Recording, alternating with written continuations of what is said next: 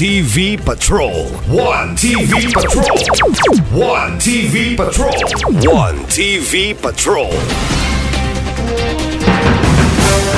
Kapitan Deniafer Romero gianugnan sa makasasayanong spring water sa Bagakay.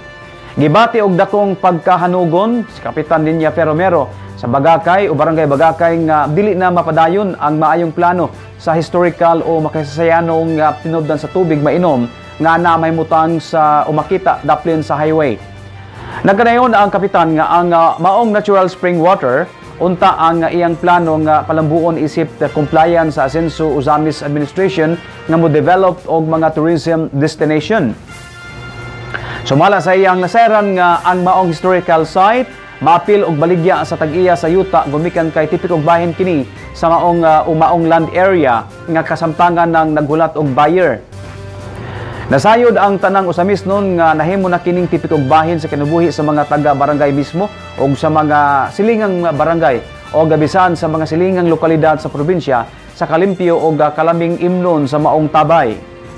Gani, iya pang nasairan nga sa test nga gihimo sa City Health Office, dato sa alkaline ang tubig mainom nga gibuga sa maong tabay.